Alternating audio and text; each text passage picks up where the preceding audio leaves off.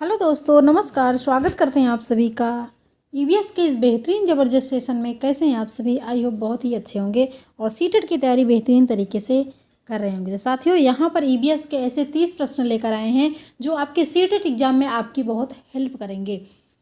एक से पढ़कर एक नए प्रश्न, यूनिक प्रश्न मिलेंगे और जो आपके सीटेट एग्जाम में हर बार प्रश्न ट्रेंड होते हैं।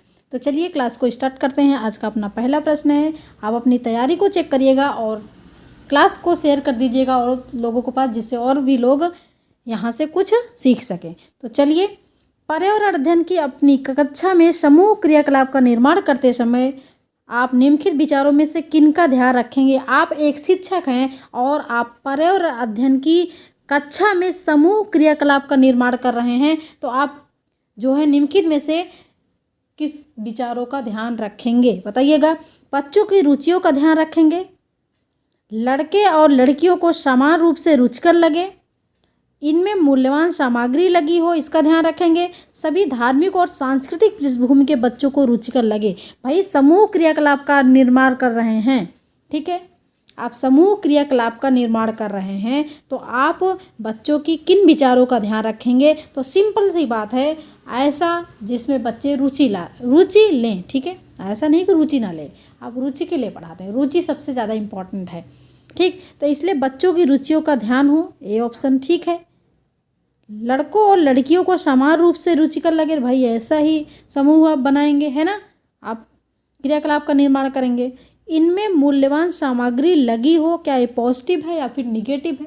मूल्यवान सामग्री, आप ऐसी महंगी सामग्री का उपयोग करेंगे जो बच्चों को रुचिकर लगे। तो कोई मूल्यवान यानी महंगी सामग्री से बच्चों को कोई लेना देना नहीं। बच्चों को जो रुचि लगे जिसमें, उस समूह का, उस सामग्री का आप निर्माण करना चाहते हैं। तो इसलिए यहाँ पर सी ऑप्शन गलत हो जाएगा, मूल्यवान गलत है। सभी धार्मिक और सांस्कृतिक पृष्ठभूमि के बच्चों को रुचिकर लगे, बिल्कुल ठीक, डी ऑप्शन। ए, बी और डी यहाँ पर लॉक हो जाएगा। ए, बी और डी, दूसरा विकल्प लॉक हो जाएगा, ठीक है। दूसरा विकल्प सही है। प्रश्न नंबर 2, एक शिक्षक अपने विद्यार्थियों को विभिन्न पशुओं के चित्र देता है। अगर आप क्वेश्चन को ध्यान से देखेंगे तभी सारी चीज़ें समझ आएंगी, ठीक है। सीटेट जो है रिपीटेड प्रश्न पूछता है, लेकिन पूछने का तरीका अलग ही कुछ दे देता है कि बच्चों को भरमा देता है, समझ नहीं आता। अगर आप क्वेश्चन को ध्यान से देखेंगे तभी सारी चीज़ें समझ आएंगी। तो एक शिक्षक अपने विद्यार्थियों को विभिन्न पशुओं के चित्र देता है और उन पशुओं के रंग भरने को कहता है, ठीक है। चित्र देता है पशुओं के और पशुओं के चित्र में रंग भरने को कहता है जो हमारे घरों में नहीं रहते। इस क्रियाकलाप का उद्देश्य क्या है भाई? जो हमारे घर में पशु नहीं रहते, ऐसे पशुओं का चित्र देते हैं। सृजनात्मकता का विकास करना है, अवलोकन का विकास करना है, वर्गीकरण कौशल का विकास करना है, डाटा संग्रह का विकास करना है। बताइए क्या सही होगा यहाँ पर? डाटा, क्या बच्चों को चित्र देने और रंग भरने से कोई डाटा संग्रह, डाटा कोई इकट्ठा हो सकता है? बिल्कुल नहीं हो सकता है। डी ऑप्शन गलत हो जाएगा और ए, बी, सी लॉक हो जाएगा। ए, बी, सी तीसरा विकल्प लॉक हो जाएगा। यहाँ पर डाटा की नहीं बात हो रही कि इससे बच्चों का डाटा संग्रह होगा, वो कोई अपना डाटा इकट्ठा कर सकते हैं। प्रश्न नंबर 3, निम्नलिखित में से मच्छरों द्वारा फैलने वाले रोगों का समुच्चय कौन सा है? ऐसा कौन सा रोग यहाँ पर है जो मच्छर के काटने से होता है? बताइए। मियादी बुखार, हैजा, chikungunya, malaria, HIV AIDS, dengue. HIV AIDS, हैजा, डेंगू। तो हैजा जो होता है, हैजा एक प्रकार का कह लीजिए कि वायरल होता है जो कि एक से दूसरे को फैल जाता है। तो यहाँ पर हैजा वाला ऑप्शन तो कट ही जाएगा। मच्छर के काटने से डेंगू होता है, मच्छर के काटने से मलेरिया होता है, मच्छर के काटने से चिकनगुनिया होता है। आपका चौथा विकल्प लॉक हो जाएगा। प्रश्न नंबर 4 को देखिए, जो घरों से प्रश्न है। प्रत्येक स्थान के नाम के साथ उस क्षेत्र में बनाए जाने वाले सामान्य घरों के सही विवरण का मिलान करना है।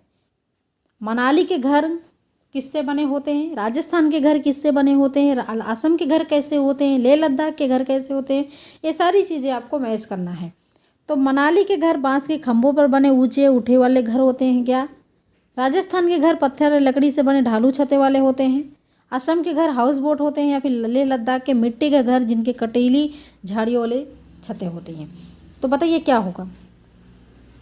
जब मनाली की बात करी जाए, जब मनाली की बात की जाए तो मनाली के घर कैसे होते हैं, पत्थर और लकड़ी के बने घर होते हैं। ठीक है, पत्थर और लकड़ी के बने घर होते हैं। तो पत्थर लकड़ी आपको कहाँ दिख रहा है, हमको बिल्कुल दिख रहा है दूसरा विकल्प, यानी कि ए का दूसरे के साथ लॉक हो जाएगा।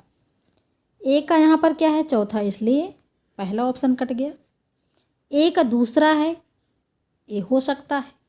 ए का तीसरा है, ए ऑप्शन कट गया। बचा क्या आपका, तीसरा और दूसरा। आगे देखते हैं कहाँ तक मैच होता है। राजस्थान के घर कैसे होते हैं, राजस्थान में बहुत गर्मी पड़ती है और वहाँ पे क्या होते हैं, मिट्टी के घर होते हैं जिनकी छतें कटीली झाड़ियों से बनी होती है, दीवारें मोटी मोटी होती है।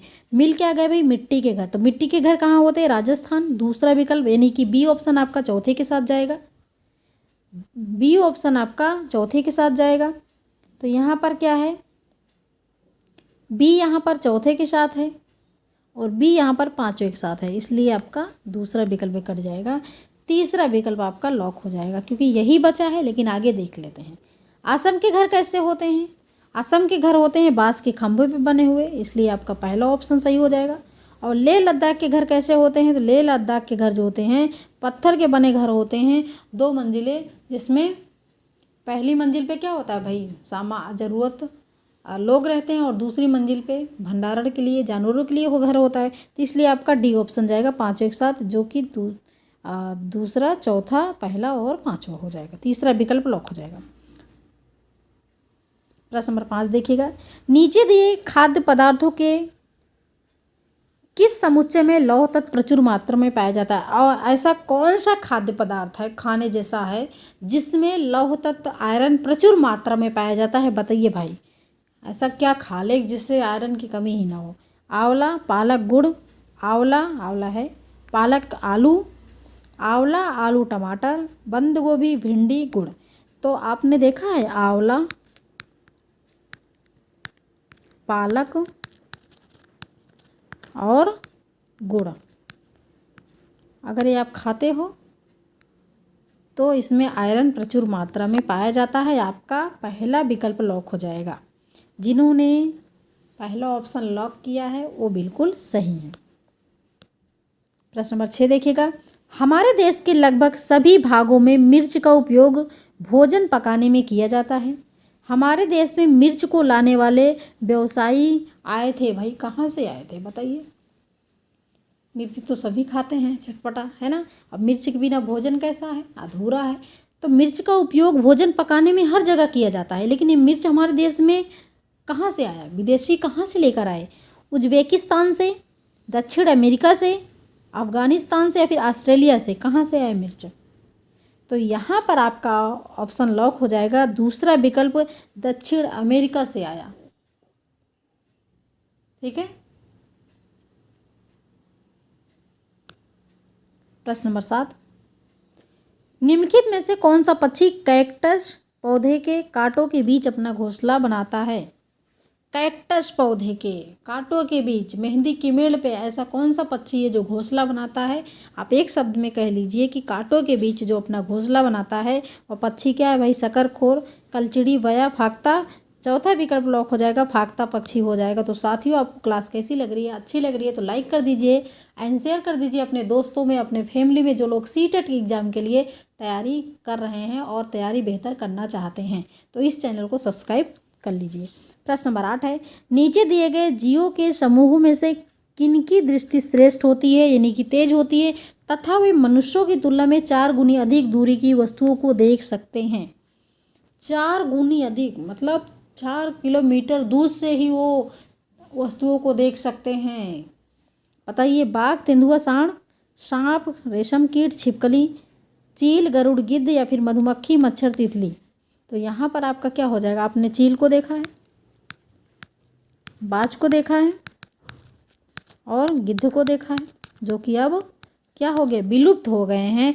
तो ये 4 किलोमीटर जो है 4 गुनी अधिक दूरी की वस्तुओं को स्पष्ट देख सकते हैं, इसलिए आपका क्या हो जाएगा, तीसरा विकल्प लॉक हो जाएगा। तीसरा विकल्प लॉक हो जाएगा। प्रश्न नंबर 9 देखिएगा।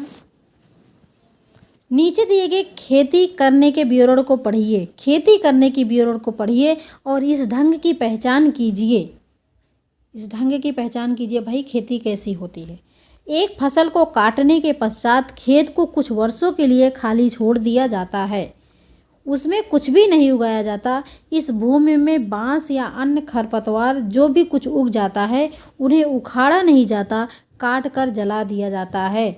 यह राख भूमि को उर्वरक बनाती है, उपजाऊ बनाती है। जब यह भूमि खेती के लिए तैयार हो जाता है तब उसे हल्का सा खोदा जाता है, भूमि को जोता नहीं जाता और उस पर बीज छिड़क दिए जाते हैं। इस खेती को कौन सी खेती कहा जाता है? शाकाहारी खेती कहा जाता है, सीढ़ीनुमा खेती कहा जाता है, झूम खेती कहा जाता है, सिंचाई खेती कहा जाता है। जहाँ पर खरपतवारों को, बांस को काट कर, नहीं भाई काटा नहीं जाता ना, क्या किया जाता है?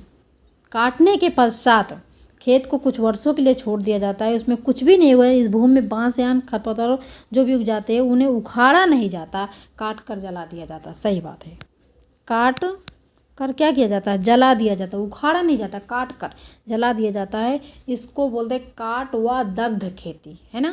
काट व मतलब काट के डायरेक्ट जला दो, इसको बोलते हैं काट व दग्ध खेती। और जिसको कहते हैं पूर्वोत्तर राज्य में झूम खेती। दूसरा विकल्प लॉक हो जा गया होगा। ठीक है, दूसरा विकल्प लॉक होगा। कोई सीटेट एग्जाम में ऐसे प्रश्न पूछेगा। और ये भी जो है फैक्ट है, जो कि यहाँ से भी बनता है कि उसे हल्का सा खोदा जाता है, ये नहीं कि उसको जोता जाता है। भूमि को जोता नहीं जाता, इसलिए इसको याद रखिएगा। झूम खेती में ये सारी चीज़ें होती है। प्रश्न नंबर 10। परिवार एक इकाई होता है जिसमें माँ, पिता और उनके 2 बच्चे होते हैं। यह कथन कैसा है भाई, बताइएगा। यह कथन कैसा है? ये परिवार कैसा हो गया? एकल परिवार हो गया ना। सही नहीं है। क्यों सही नहीं है? क्योंकि इस कथन में स्पष्ट करना चाहिए कि बच्चे जैविक होते हैं। दूसरा है सही नहीं है क्योंकि परिवार कई प्रकार के होते हैं तथा परिवार का केवल एक ही प्रकार में वर्गीकरण नहीं किया जा सकता। तीसरा विकल्प है सही है क्योंकि यह किसी आदर्श परिवार का आकार है। और चौथा विकल्प है सत्य है क्योंकि सभी भारतीय परिवार इसी प्रकार होते हैं। तो भाई यहाँ पर भारतीय परिवार की तो बात ही नहीं करी गई है कि सभी भारतीय परिवार इसी प्रकार होते हैं। भारतीय परिवार में आपके एकल परिवार भी होते हैं, संयुक्त परिवार भी, सारे परिवार होते हैं ना भाई। आप भारतीय है तो परिवार भी तो भारतीय ही होगा। तो इसका मतलब चौथा विकल्प कट गया, तीसरा विकल्प कट गया, आदर्श परिवार।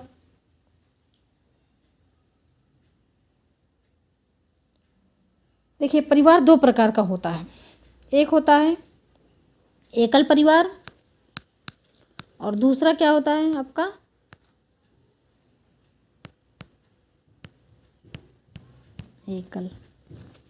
एकल परिवार। दूसरा होता है आपका संयुक्त परिवार, है ना, संयुक्त परिवार। और यहाँ पर बात किसकी की गई है? एकल परिवार की बात की गई है। यहाँ पर संयुक्त परिवार की तो बात ही नहीं करी गई है।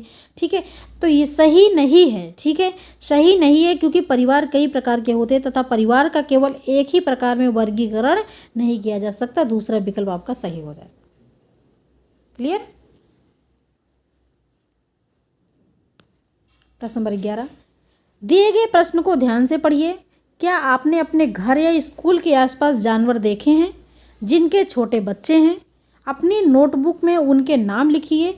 इस प्रश्न के माध्यम से किस प्रक्रमण कौशल का आकलन किया गया है? किस प्रक्रमण कौशल का आकलन किया गया है? क्या आपने जानवर को देखा है? अगर देखा है तो उनके छोटे बच्चे भी हैं। अपनी नोटबुक में उस जानवर का नाम लिखना है। इस प्रश्न के माध्यम से किस प्रक्रमण कौशल का आकलन किया गया है? वर्गीकरण एवं चर्चा, परिकल्पना एवं प्रयोग करना, न्याय के लिए सरोकार, अवलोकन एवं रिकॉर्डिंग। क्या हो जाएगा यहाँ पर भाई? क्या होना चाहिए यहाँ पर? वर्गीकरण एवं चर्चा। यहाँ पर बच्चों को वर्गीकरण चर्चा में शामिल नहीं किया गया है ना। चर्चा में शामिल यहाँ पर बच्चों को नहीं किया जा रहा है। यहाँ पर किया जा रहा है कि अपनी नोटबुक में उनके नाम लिखिए। जब बच्चा अपने नोटबुक में उस जानवर का नाम लिखेगा तो इसका मतलब बच्चा क्या कर रहा है? अवलोकन कर रहा है एवं रिकॉर्डिंग भी कर रहा है ना। रिकॉर्डिंग भी कर रहा है, अवलोकन भी कर रहा है। तो यहाँ पर आपका चौथा विकल्प सही हो जाएगा। प्रश्न नंबर 12, महेश कक्षा 4 के शिक्षक हैं। महेश कक्षा 4 के शिक्षक हैं। वे वृक्ष संरक्षण की अवधारणा पर शिक्षार्थियों को संवेदनशील बनाने के लिए योजना बनाते हैं। निम्नलिखित में से कौन सी एक गतिविधि इस उद्देश्य के लिए सर्वाधिक उपयुक्त है? महेश कक्षा 4 के शिक्षक हैं। वे वृक्ष के बचाव के लिए, संरक्षण का मतलब बचाव, वृक्षों के बचाव के लिए बच्चों को संवेदनशील बनाना चाहते हैं और इस योजना के लिए एक गतिविधि तैयार कर रहे हैं। इस उद्देश्य के लिए निम्नलिखित में से कौन सा उपयुक्त होगा? वाद विवाद प्रतियोगिता का आयोजन करेंगे। वो एक पौधे को अपनाने और उसका पोषण करने के लिए प्रत्येक विद्यार्थियों को प्रेरित करेंगे। पोस्टर प्रतियोगिता में हिस्सा लेने के लिए शिक्षार्थियों को प्रोत्साहित करना। समूह चर्चा के लिए शिक्षार्थियों के समूह बनाना। देखिए, समूह में बच्चों को शामिल कर रहे हैं, पॉजिटिव हो सकता है। बच्चों को प्रोत्साहित कर रहे हैं, पॉजिटिव हो सकता है। वाद विवाद प्रतियोगिता का आयोजन करना, ये तो निगेटिव हो जाएगा। लेकिन सबसे ज़्यादा जो पॉजिटिव है, बड़ा आंसर, सटीक आंसर, और बड़े आंसर में भी आपको पॉजिटिव मिलता है तो उससे पॉजिटिव कोई नहीं होगा कि सबसे ज़्यादा अगर बच्चे को आप संवेदनशील बनाना चाहते हो वृक्षों के बचाव के लिए, कि वृक्षों का कटाव ना हो, तो उसके लिए सबसे ज़रूरी होता है कि वाद विवाद और प्रतियोगिता और बच्चों को समूह चर्चा प्रोत्साहित के बजाय अगर हर बच्चे को आप एक एक पौधे दे दोगे और उसको बोलो कि इस पौधे का लालन पालन आपको ही करना है, डेली पानी देना है, तो उस पौधे को बच्चा अपने तरीके से उसको पालेगा, उसको पोषित करेगा, तो उसको ज़्यादा अनुभव मिलेगा। तो शिक्षार्थी को प्रेरित करना, एक पौधे को अपनाने और उसका पोषण करने के लिए प्रत्येक शिक्षार्थी को प्रेरित करना, यही सबसे बेस्ट रहेगा। दूसरा ऑप्शन सही हो जाएगा। इससे बच्चा संवेदनशील बन सकता है और पौधे का बचाव भी करेगा, है ना। प्रश्न नंबर 13, पर्यावरण अध्ययन में बच्चे शिल्पकला और चित्रकला को समूह में सीखना विशेष रूप से पसंद करते हैं, क्योंकि समूह में बच्चे एक दूसरे को से सीखते हैं। यह सहपाठी अधिगम को बढ़ावा देता है। ठीक है भाई, हो सकता है। यह सामाजिक अधिगम को बेहतर बनाता है, ये भी ठीक है।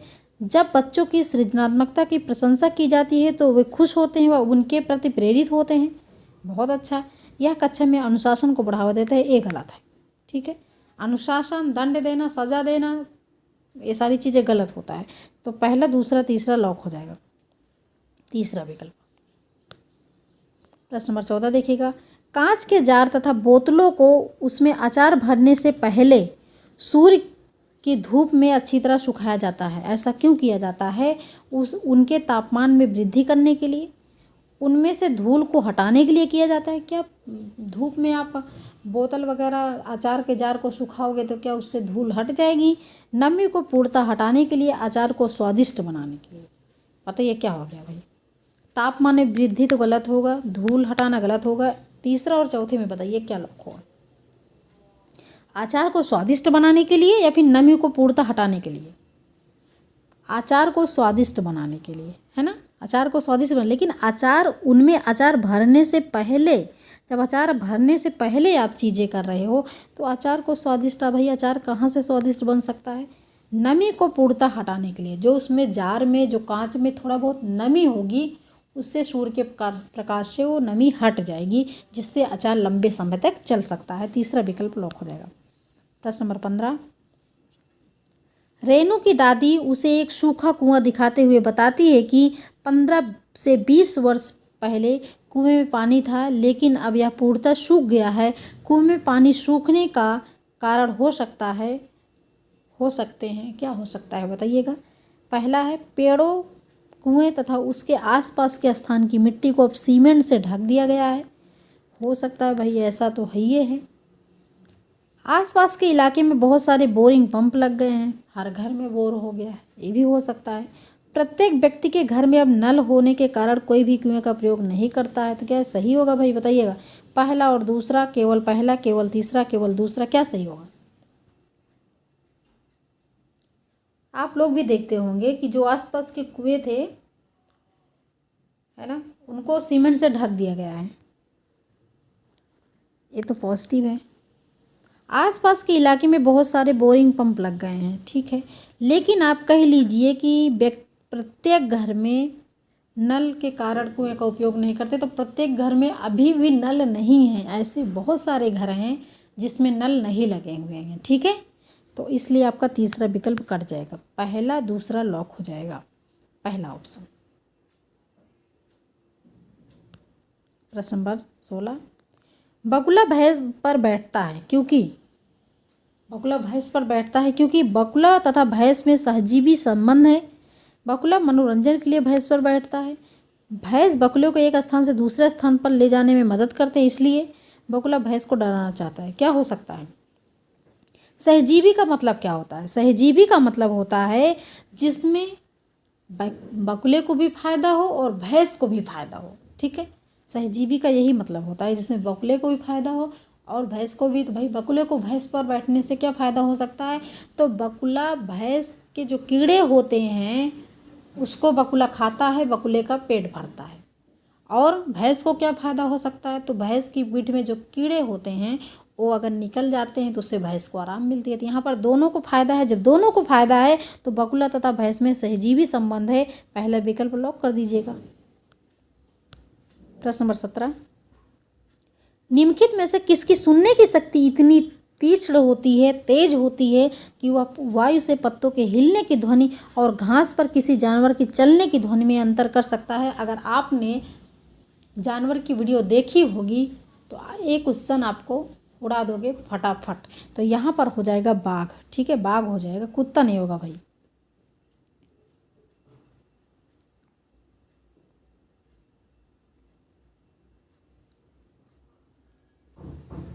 प्रश्न नंबर 18, ग्रामीण क्षेत्र के मकानों के ढांचे वहाँ की जलवायु मौसम की स्थिति से संबंधित होते हैं। एक गांव के मकानों के लक्षण नीचे दिए गए हैं, आपको बताइएगा कि वह गांव कौन सा है। मकान मजबूत बांस के खंभों पर बने होते हैं। अंदर से भी मकान लकड़ी के बने होते हैं। मकान ज़मीन से लगभग 3 मीटर से 3.5 मीटर की ऊंचाई पर बने होते हैं। मकानों की छतें ढालू होती है। यदि इस गांव में भारी वर्षा होती है तो यह गांव किस राज्य में होना चाहिए? असम में, राजस्थान में, उत्तर प्रदेश, बिहार। तो हमें लगता है कि राजस्थान में तो होती नहीं भाई बारिश। उत्तर प्रदेश में भी होती है लेकिन इतना नहीं होती है, बिहार में भी नहीं। असम हो जाएगा, पहला विकल्प लॉक हो जाएगा। असम में बहुत वर्षा होने के कारण वहाँ पे 8 से 10 फुट ऊपर मकान बनाए जाते हैं, ढालू छतें वाले। प्रश्न नंबर 19, कुड़ुक भाषा कहाँ के लोगों की भाषा है? बताइएगा, कुड़ुक भाषा कहाँ के लोगों की भाषा है? मिजोरम, मणिपुर, अरुणाचल प्रदेश या फिर झारखंड? आपका चौथा विकल्प लॉक हो जाएगा, झारखंड। झारखंड के लोगों की जो भाषा है कुड़ुक भाषा है। प्रश्न नंबर 20, पर्यावरण अध्ययन पाठ्यपुस्तक की विषय वस्तु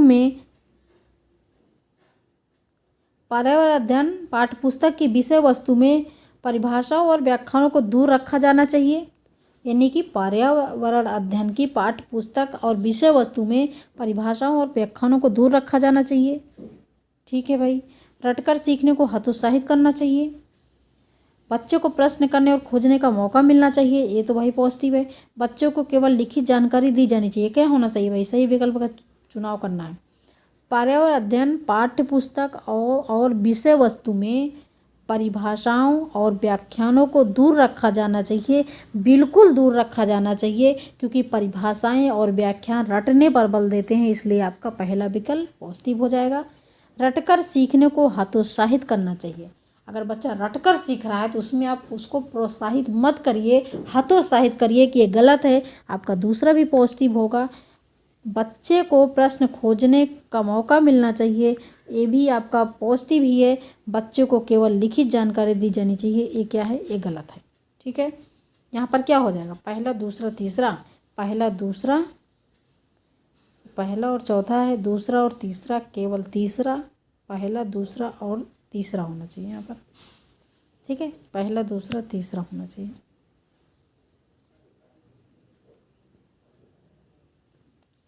चौथा विकल्प लॉक हो जाएगा। क्वेश्चन नंबर 21 है कि रात्रि के समय में पेड़ पौधे के नीचे सोना नहीं चाहिए, क्योंकि रात्रि के समय पेड़ पौधे केवल कार्बन डाइऑक्साइड छोड़ते हैं। रात्रि के समय पेड़ पौधे केवल ऑक्सीजन मुक्त करते हैं। तीसरा है, रात्रि के समय पेड़ों के नीचे गर्मी होती है। रात्रि के समय पत्तियां अधिक गिरती हैं। तो अधिक पत्तियां गिरने वाला या फिर गर्मी लगने वाला आपका तीसरा और चौथा विकल्प कट जाएगा। पहला और दूसरा भी बताना है कि कौन सा लॉक होगा। तो रात्रि के समय पौधे जो होते हैं वो कार्बन डाइऑक्साइड छोड़ते हैं, ऑक्सीजन की मात्रा रात्रि में कम हो जाती है। ठीक है, ऑक्सीजन की मात्रा रात्रि में कम हो जाती है, इसलिए दूसरा विकल्प कट जाएगा, पहला विकल्प लॉक हो जाएगा। ठीक है,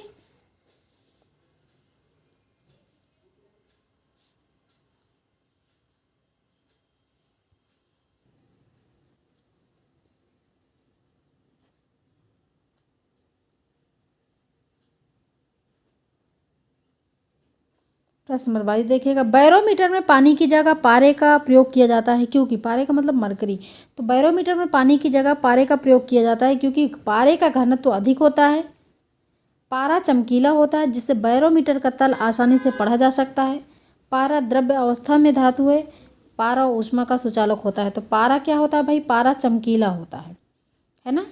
दूसरा विकल्प यहाँ पर सही हो जाएगा। प्रश्न नंबर 23 देखिएगा, शाल, शगौन, बांस तथा शीशम किस व्योम के वृक्ष हैं? मानसूनी व्योम, रूम सागरीय व्योम, विषुवत रेखीय वन व्योम या फिर मानसूनी सदाबहारी व्योम। तो यहाँ पर आपका हो जाएगा शाल, शगौन, बांस तथा शीशम जो होते हैं ये आपके मानसूनी सदाबहारी व्योम के वृक्ष होते हैं। चौथा विकल्प ब्लॉक हो जाएगा।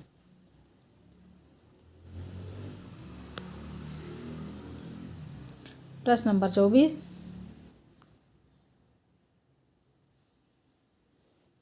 नींबू साधारण पानी में डूब जाता है लेकिन नमकीन पानी में तैरता रहता है क्योंकि, नींबू जो होता है वो साधारण पानी में डूब जाता है लेकिन नमकीन पानी में, नमकीन पानी का मतलब होता है जिस पानी में नमक डला होता है उस पानी में वो तैरता रहता है। क्यों तैरता रहता है? नींबू का घनत्व नमकीन पानी में अधिक हो जाता है या फिर नींबू का घनत्व नमकीन पानी में कम हो जाता है। नमकीन पानी का घनत्व साधारण पानी के घनत्व से अधिक होता है और साधारण पानी का घनत्व नमकीन पानी के घनत्व से अधिक होता है। क्या होगा यहाँ पर, एक आप क्लास ले लीजिए, ठीक है।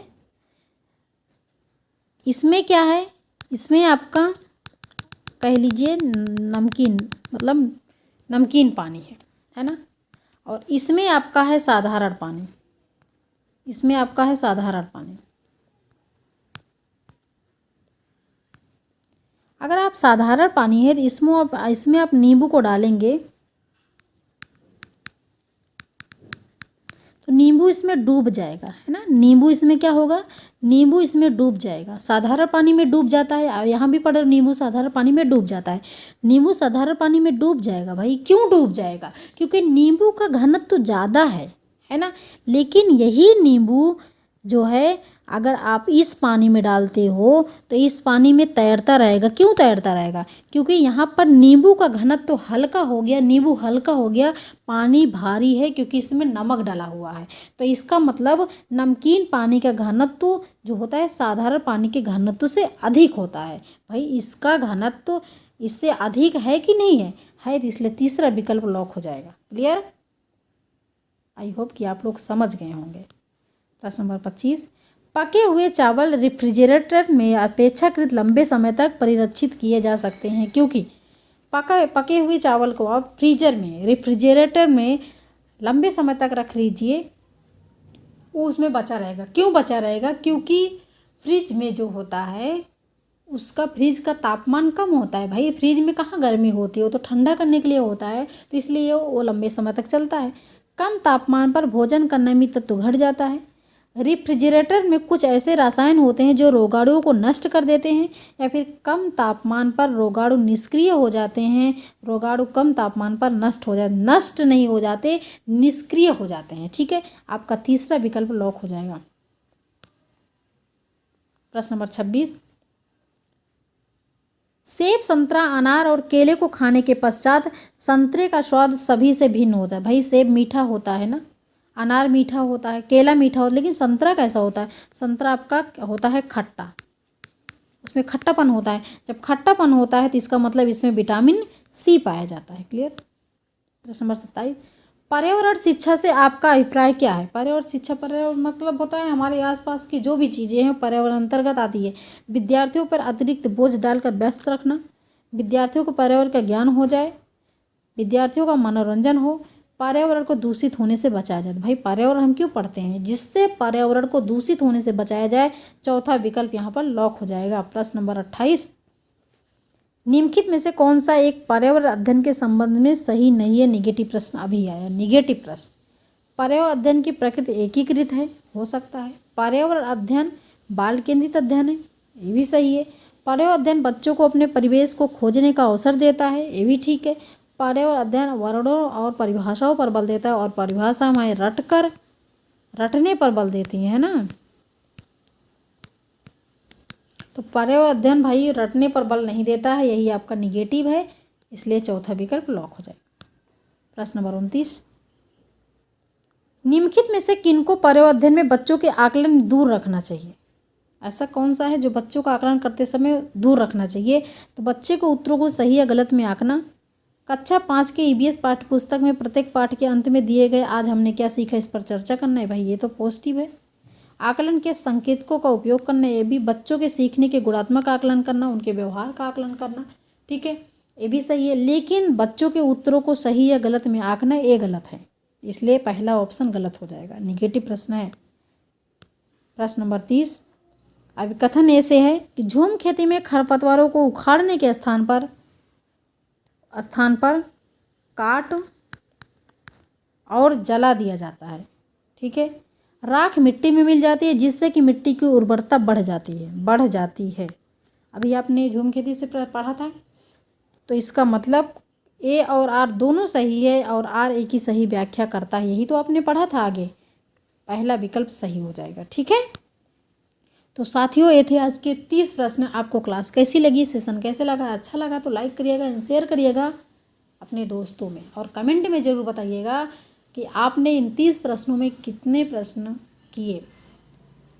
Thanks for watching video. This is Sadhana Tyagi expert classes.